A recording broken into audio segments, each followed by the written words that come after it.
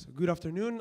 We are here to hear about MiFID and regulation ahead of FX in general, a topic which is all but important. As we all know, the moderator will be Dan Simpson, Head of Research at JWG. Thank you, and the speakers will present themselves shortly. Enjoy the show, take notes. Thank you. Thanks very much. So welcome to the panel on regulation and FX ahead of MiFID 2. I'm Dan Simpson. I'm the Head of Research at JWG. And with me, starting from the far end, we have Mark Kelly, who's the Director at Abide, which operates an arm for MiFID reporting and also a EMIR reporting service. To his right is David Saville, a Senior Associate at K&L Gates, and he works closely on their regulatory practice. And to my left here, we have David Woolcock, who is Chair of the Committee for Professionalism at the ACI, with the Financial Markets Association, and in this role he's also serving on the Market Practitioner Group for the BIS Global Code Working Group, and we'll ask him about that shortly. To start with, Mark's going to just give us a quick overview of how MiFIR interacts with some different aspects of businesses. Sure, thank you. Well, I wanted to cover some of the things that are turning up in our inbox and the sort of queries we're getting from clients on a daily basis. And I have to say, MiFID 2, MiFIR isn't the whole story. I've put up this slide because there's an element of pick your level of pain within MiFIR. If you are, as you can see, if you're a retail forex broker who does nothing else, all of your rolling spot forex, everything is based on an underlying spot price of euro-dollar, you don't have any transaction reporting obligations under MiFID 2. It's only if things are based on venue-traded products that you're going to have to report. So you could actually, via business decisions, have a product set which avoided transaction reporting completely under MiFID 2. As soon as you start bringing in CFDs based on single stocks or indices or bund futures, then you're going to have some reporting requirements, and you're going to have to climb up that mountain of getting national identifiers from all of your retail clients, and you start to get into a little more complexity. The way that you could really give yourself a lot of pain is if you decide to be an exchange, if you decide to be a venue and to match buying and selling interests, then you gravitate towards the bottom end of this slide, and you have to do pre-trade quotations, you have to do immediate post-trade prints to the tape, to the market, you have to do reference data to your national competent authority at the end of the day, all in addition to your T+1 transaction reporting. So if you find yourself with the option of being a systematic internalizer or being an MTF or OTF, think long and hard, because you're going to incur a great deal of additional complexity in your reporting. MiFID 2 is what everyone has been focused on. I just want to say that the other thing that has happened in the last couple of weeks is with the final version of the EMIR rewrite has come out. This is of more immediate impact to you, for one, because it's coming in September of 2017. For another thing, it covers all of you, because any derivative that is traded by an EU entity is reportable under EMIR. And it doesn't matter how compliant you are at the moment with your EMIR reporting obligations, you have to do a redevelopment. There are 25% extra fields, there's significant extra complexity in how you report incoming and outgoing margin. That's something that needs your urgent attention, because it's coming in sooner and it definitely affects you. There is no idea of selection of your level of pain. It's going to affect you all equally. Thanks very much, Mark. I think that gives us a good bit of context to start with. I think just initially taking a step back, we've got quite a varied panel here, so we should get quite a few different perspectives, which I think will be useful. But if you could just each give a quick kind of overview of your respective roles and how you interact with regulation on a day-to-day basis, I suppose, and then what you feel the biggest challenges are going to be in those roles relating to regulation over the next year in the build-up to, obviously, the MiFID 2 implementation deadline. Starting with you, perhaps, David. Okay, so obviously I have two roles. One is that I do work for a technology company, Eurobase, that does supply a regulatory reporter platform. And with that one, it's just keeping up with MiFID II at the moment. Obviously, the deadlines are in place, but not all the rules are there. And so you do need to be fairly nimble in making sure that you can cover off all of the changes that keep coming down the track. You know, sort of, there's a lot of discussion in the foreign exchange industry about SIs because it was assumed that SIs would be major banks. In point of fact, because FX is illiquid, an awful lot of more institutions are going to be caught on it. In terms of the ACI role, which is chairing the Committee for Professionalism, there we produce the model code. It's the only global code out there that covers cross-jurisdiction, etc. And there you always have this contrast in the world between the spot foreign exchange market, which is still an OTC unregulated market, and therefore it will be codes of conduct that dictate what people should do, and then making sure that those don't clash with regulations. In the other part of my role, which is with the BIS FX Working Group on the Market Practitioners Group, there we are producing and have produced part one of the global code. This is an FX-only code. It's going to be applied across the world, and equally it captures an amazing amount of counterparties. So there's two things that make it unique. One is it's the first code that I'm aware of that's come out of a public and private partnership.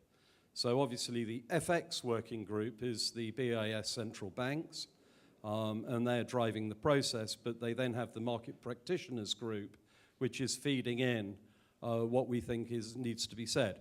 In part one, particularly for this audience, there is one sentence in there, which is where they're going through who's covered by it. So banks are obviously covered by it, corporates are covered by it, asset managers are covered by it, but also retail brokers.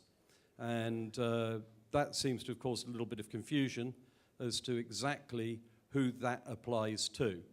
So just to clarify it, basically all retail platforms and aggregators will be covered by the global code. For the part one of the code, which is very heavily principle-based, I don't think it's so much of a problem. Part two, when it comes out, has all of the e-execution pieces in it, and therefore will have a big impact on the industry. However, it's not quite as simple as that. So if you look at an FX platform or aggregator, the global code only covers part of your activity, and that is your relationship with the wholesale market. So the wholesale market is the liquidity providers that are providing you with FX prices, and that relationship will be covered by the global code. Obviously, on the other side, your relationships with the clients are going to be covered by regulation, and there is going to need to be a balancing act to make sure that both sides of the business is complying with both sets of requirements.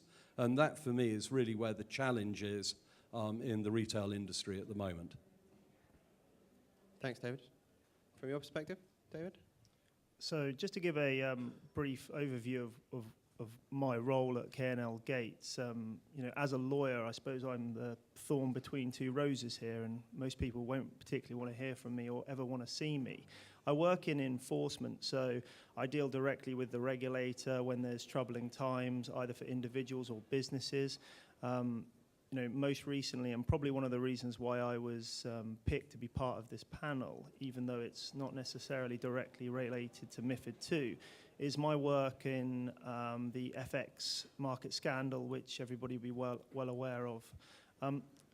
During that time, I represented several traders and dealt with interviews with the regulator, with US regulators, and for me, when I come to talk about regulation, as we'll come on to, and how I see regulatory changes, it's really through the process of enforcement and how the regulator is trying to, not through necessarily complex codes like MiFID that we're talking about or guidance, but trying to change a market, its conduct, the transparency, the things which you will have read about in warning notices, and through those and through those punishments, through enforcement, we see a change in culture in the market, and that's really what I've been seeing, and how my practice has really seen a change with the FX market, and how I'm effectively advising, along with colleagues, businesses now in order to implement the changes that are about to happen.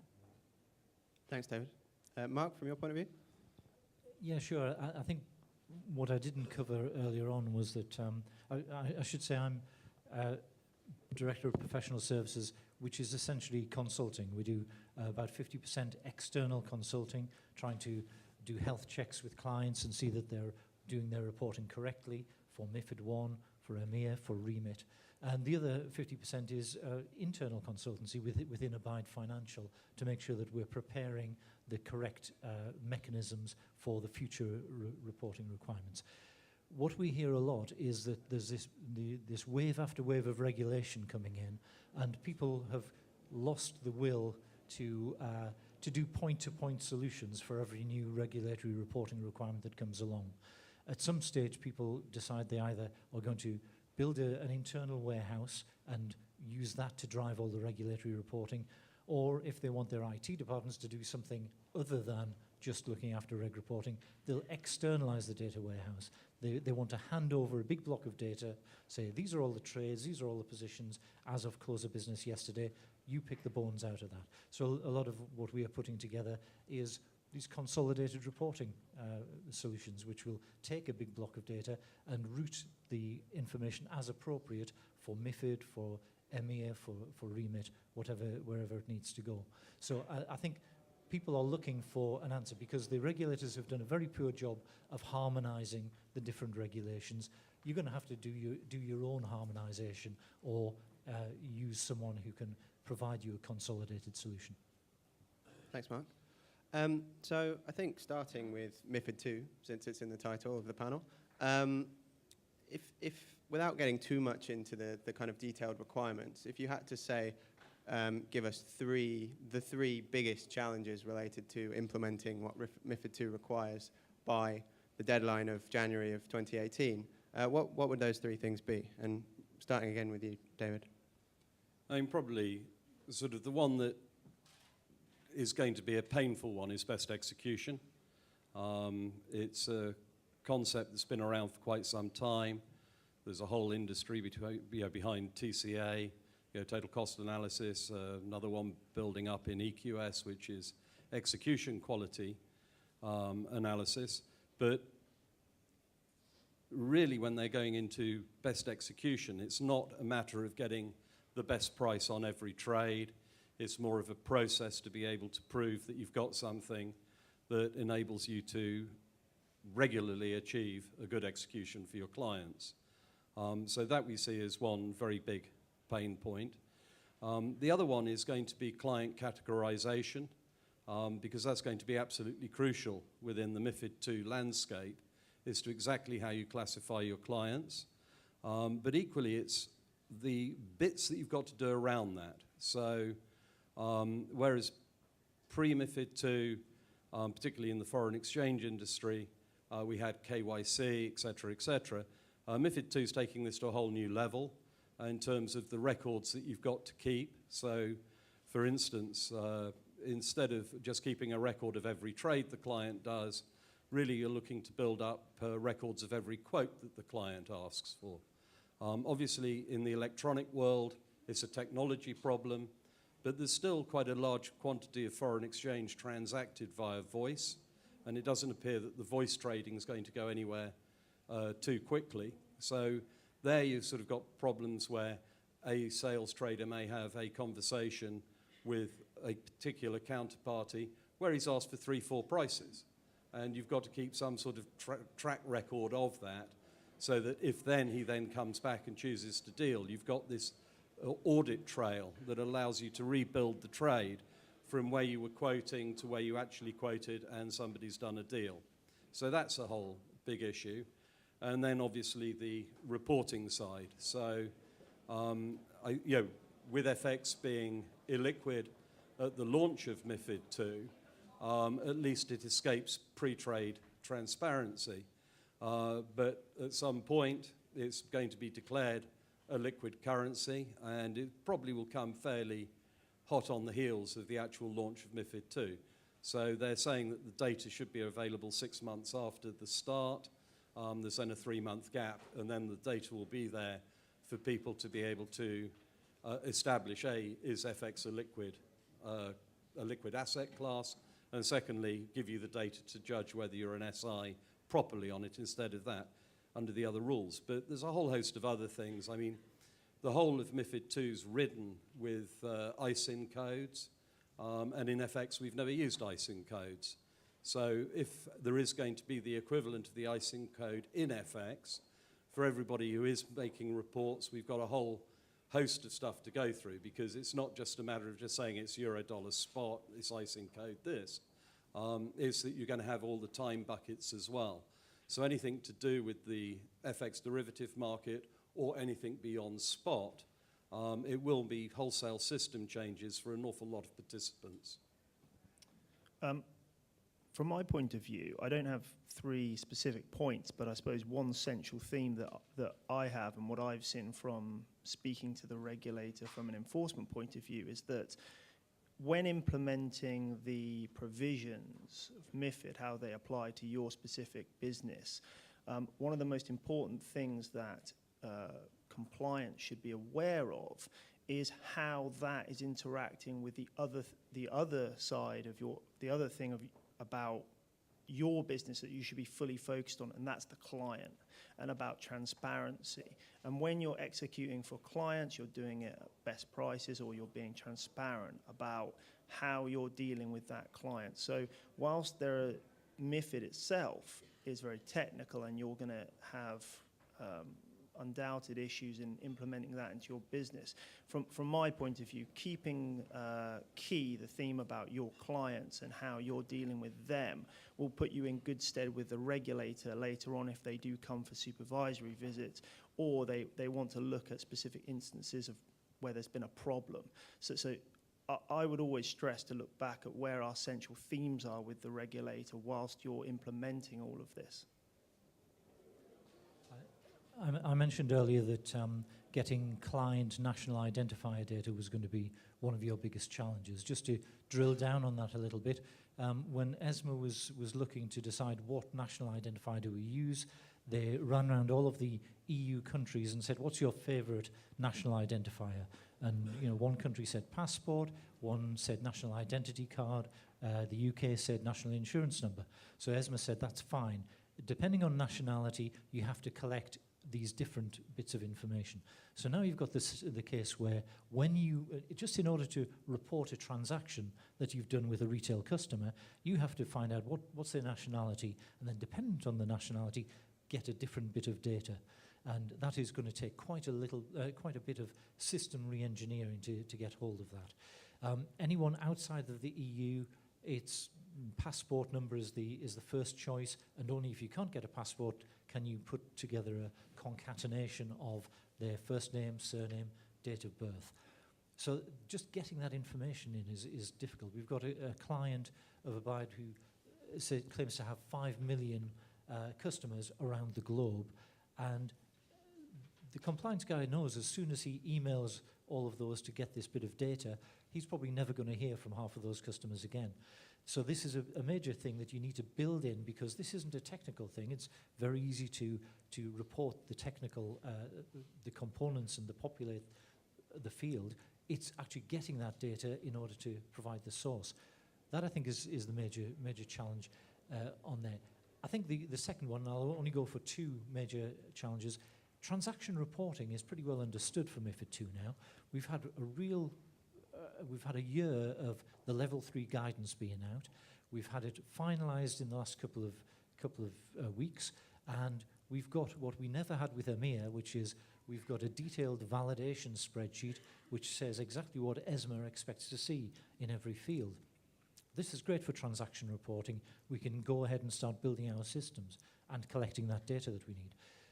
Trade reporting or trade publication, which is the immediate publication to the market of the just traded price, is far less well advanced. It's far less well understood, and there is no level 3 guidance. There is just assumptions and a great deal of confusion in the market. We recently had the systematic internalizer regime, the mandatory systematic internalizer regime, has been pushed back 6 months. But I've heard from the FCA that that doesn't mean that post-trade transparency has been pushed back. Investment firms will still have to do, if they're doing an off-exchange trade in a venue-traded product, they will still have to publish that trade to the market within 5 to 15 minutes. And people really aren't set up to do that. There's no real understanding of how they're going to accomplish that. So I think that's the second big challenge I would highlight. So turning to now, I think, readiness in the industry. We've obviously had the year's delay, and which means that people don't have to implement by a couple of months' time. But nevertheless, there are huge challenges in implementing all of the required changes by the new deadline. I wonder, from each of your perspectives, your sense of the readiness of the industry to get everything done by that date. And perhaps if you could touch on, your general sense of where people are now and what the key milestones are in 2017 to get there. Do David, you mind if I could just start. quickly jump in? Just one small point. This week, and I was talking just before we came in, actually, about an announcement that only happened this week from Kay Swainborn from the European Parliament, who was effectively saying that the industry isn't ready as far as they're concerned, and there may well be further delays. And so, I'm probably furthering the question rather than giving an answer. But really, it's kind of a question of, if the industry isn't ready, we may be getting further time anyway. I don't know whether anybody else has heard anything similar about delays, but certainly, I don't know, Brexit's a popular topic at the moment, but given what's going on, it may well be that there are further delays. Yeah. I don't think the delay that already happened from January 2017 to January 2018 was for the benefit of the industry. I think the regulator actually gave themselves a huge technical mountain to climb, and they gave themselves the time to put that in place. I'm not sure that they will be receptive to the idea of industry needing even more. The FCA's indications have been, you've had an extra year, you'd better be ready. And as I say, we're much better prepared in terms of the information that's out there for transaction reporting, certainly, than we were for EMEA, which went live. And do you think perhaps that there has been that year's delay will make the regulators arguably less lenient on people not being ready by the deadline?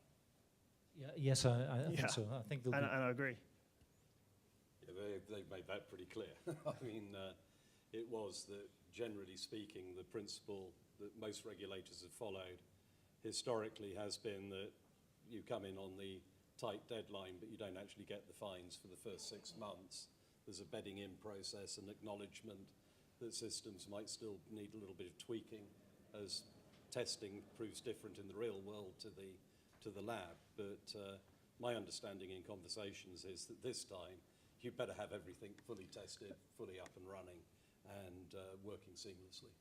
And I think if you look at the way in which the FCA has enforced previous regime changes, and given the new regime at the top of the FCA, that's exactly what all businesses should be expecting, that there's going to be a tough stance on this. I'm sure there will be a supervisory period where the FCA will be less inclined to go straight for a kind of enforcement action. But certainly supervisory businesses better be ready. And if they're not, they will then be subject to other measures in order to get themselves ready, which will be painful and costly. In answer to your question of is the industry ready, there's a continuum. I mean, some of the tier one banks have already spent millions of pounds on their MiFID 2 preparations. At the other end of the scale, I had a broker called me in a few weeks ago, and when they found that the implementation had been bumped from January 2017 to 2018, they breathed a sigh of relief and sent me away again. So there are all. It really depends on the compliance, awareness, and sensitivity of the individual firm. But I think given the technical aspects of this, and people want to know whether what they're doing is actually exempt or whether it's regulated and whether they need to, be implementing some of this stuff.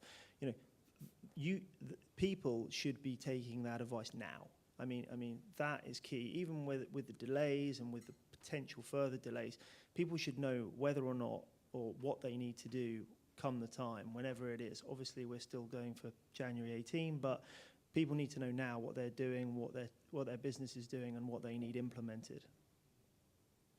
And David, since you mentioned Brexit, from a legal perspective, do you see it having an impact on MiFID 2 or perhaps regulations further down the line from the European Union? I suspect that it will be a convenient excuse if it ends up further delaying things, but I doubt that the regulator will end up delaying it, or there being a delay at all. No, I think I don't see Brexit as having. I think it could make some impacts, but I certainly don't think it's going to have an impact on the delay. I don't think that a post-Brexit version of MiFID 2 in the UK would look very different from the MiFID 2 we have, because the FCA had a huge input into the MiFID 2 regulation. They've managed to port over the ARM regime. A lot of the systems and controls requirements have made it into the regulation. They've pretty much got the MiFID 2 that they want. And so I think that any UK-specific version would look very similar to that anyway. I mean, personally, I think that if anything was to decouple the European regulatory push, it's more likely to come from the States, given their recent election. So if DoddFrank is significantly pulled back and repealed, without doubt, I can't believe that Europe will sacrifice its financial industry on vanity. So, I'd be more looking to what happens in the States. Any wholesale reforms for the Dodd-Frank process will have immediate knock-on effects in Europe because they'll have to respond. They need to keep some sort of regulatory balance across what are the two most important foreign exchange markets in the world. And I can't believe that just for the process they would push forward if there was a tangible and real change in the States. Yeah, I think there's a lot more scope for rationalisation of the G20 reporting, which is embodied in EMIR, than there is in MiFID 2. MiFID 2 is around market abuse and integrity of markets, and I think that will continue. But there are much simpler structures you could put in place to implement the G20 recommendations than what we see in EMIR. I mean, that's the real push for the global code obviously came from, first of all, the FMER process here in the UK, which uncovered in more detail what went wrong than just the headlines of the scandals. And that's really what prompted this massive involvement all the way around the globe. Korea's in there, Japan's in there, everyone's in there. And that will come out in May 2017. And one of the most fiercely debated topics at the moment is, okay, fine, it's a voluntary code, because all codes of conducts by their nature have to be voluntary, otherwise they are a regulation. Although they may be referred to by some regulators, so the FCA in the past has shown a propensity for this and may well do with the global code, where they expect regulated firms to attest and adhere to the global code. But that's really where the conversation is at the moment. So the code will come out, and a lot of the conversation is around how do we get people to actually follow it this time? Because let's face it, we had the LIBOR scandal, we had the FX fixing scandals, we had the other scandals, and this was already covered by voluntary codes within the industry, and it's just that people either didn't read them or read them and willfully went against what they say. So this sort of governance and adherence section, on the adherence side, the thing could get very serious. So one of the first practical measures, but won't affect the audience here, is that any bank wanting to deal with a BIS central bank that does not attest to the global code probably will not be allowed to deal with that central bank. And obviously the ramifications of that for liquidity providers is quite significant. The other part is that once you've attested to it, there is talk that possibly a kite mark might be issued. So having said that you've got to follow the global code because you believe in fair and effective markets, then you're going to have to prove that you actually are doing that, and a kite mark of some description, possibly registered with a public body, would be issued, and that would therefore require some sort of independent function to look at your retail platform, at a bank's operations in the foreign exchange market to say, yes, they have got in place systems, processes, management oversight, and all the good things that go with it, to be able to demonstrate that they could follow the code of conduct and detect if things aren't going as they should do, i.e. if somebody is doing something outside of the code of conduct, they will spot it and be able to correct it. There are then further thoughts that go to, well, if they've got the kite marks, they proved it once, they should continually prove it. So there is the concept that we will take the foreign exchange industry from sort of any other type of industry into a profession. So just like my friend next to me will attest to, if you happen to be a lawyer and you've passed all your exams, etc., you then have to go and attend umpteen events that educate you. Yeah, continual professional development. And so there are processes being developed currently, one actually by ACI, which is ELAC, which is an e-learning and certification program, etc., that would enable firms to be able to put staff through a continual process of being able to prove that they've not only read the code, but they've understood it and understand its practical ramifications.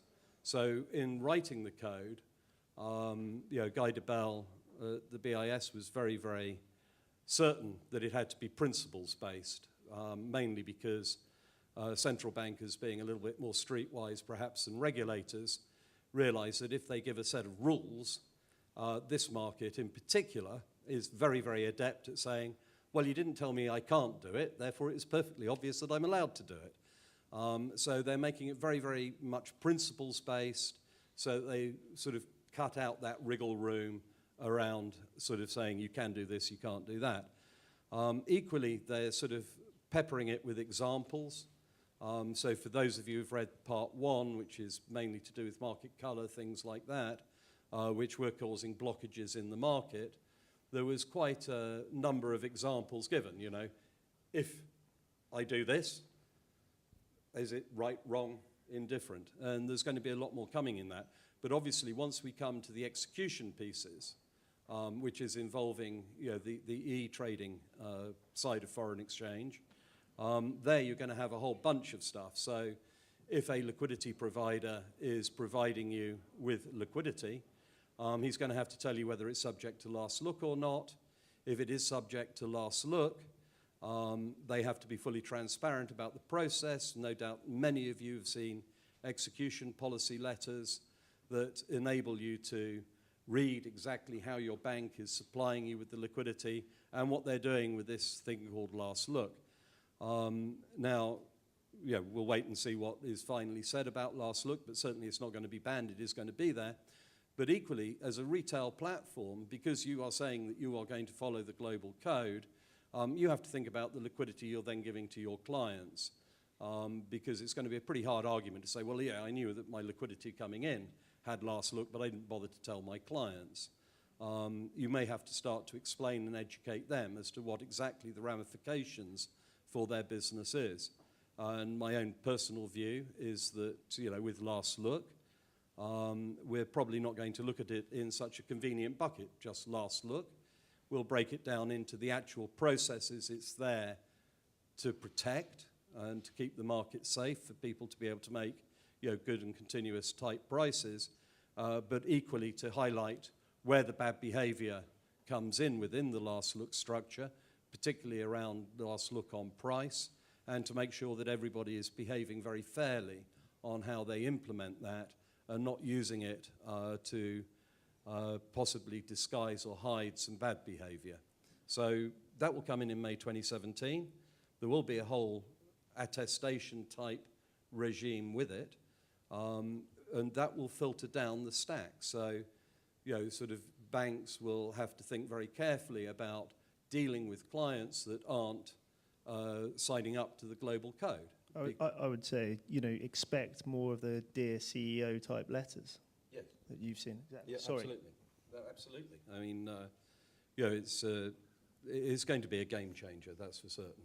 Yeah, I was actually going to say you've obviously met a few of my former clients, but what I would say is that in relation to a couple of the points made about the regulator using principles-based regimes, they are less and less likely going to accept market colour as an excuse. They're less likely, as they're making the industry much more of a formal industry than from what it was, that they're going to be looking at conduct going on in the future, and they are not going to be accepting the same kind of excuses that have been peddled out over the last couple of years in relation to how people interacted with the benchmarks, whether that be FX or in other derivatives-based things like LIBOR. So I would just say as well that the regulator is going to get tougher. We have to deal with the financially the best, most well-resourced regulator, and they're becoming more sophisticated with their actions. And attestations is one thing. As I've already gone on about it, they are. I expect them to pick up on a supervisory basis and a skilled person basis exactly what people are doing, and go in there and test systems. So that's why I say before, you really need to find out where your weak spots are as soon as possible. Test them. By all means, test them in-house and make sure that they're doing right, whether with somebody who's external and can assist with that. And I'm not selling a lawyer here. I'm compliance people, very good at doing that as well.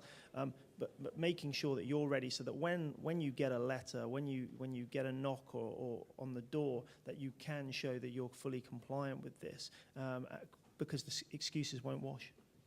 I think just in the interest of time, we'll leave the discussion there for now, just in the interest of allowing some time for the audience to ask some questions. One question, apparently. So does anyone have a question? Just had one for Mark W. Sorry, David W. The non-investment products code, does that work alongside? Sorry, so the question is to David Woodcock. Is the non-investment products code work alongside the new global code, or is it being basically replaced by the global code? In terms of foreign exchange, all previous codes are meant to be redundant once the global code comes in.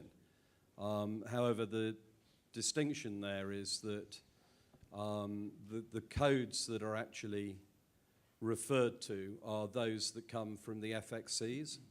So there's a number of FX committees around the world. Everyone who produces a code has an FX committee. So, the ACI who produces the model code has the model code coming out of the Committee for Professionalism.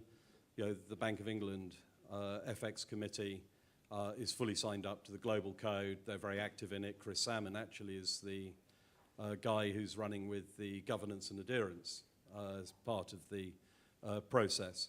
So the idea is that all of these codes fall away. However, there are some issues with that. So, for instance, the ACI model code covers more than just FX. So it will continue to be published, but will, on its FX piece, be a mirror of the global code. For other jurisdictions, there are certain issues that have been noted. Particularly once you're going to a principles-based code, but with some real teeth, you have to take into account certain jurisdictions where things might be done a little differently, with the blessing of the authorities and the central bank. And so there they will adopt the global code in full, but there will be an annex for the local market sitting below it that won't form part of the global code for everybody else. So it sort of has a flexible enough structure, I think, to become truly global, and sort of will be a living document. So one of the problems with a lot of the codes, so the NIPS code in particular, the New York code, etc. I mean, the versions of that, the updates to them have been very few and far between. So there is a commitment within the BIS process that as the market develops, so the code will develop with it. The only bit that we haven't quite got to is exactly who's going to do that and how. But that will be resolved by May 2017, and we'll make it completely clear to the industry what that process is. But my thoughts are that it will probably mean that given every FXC, so to be a member of an FXC now, you have to attest to the global code.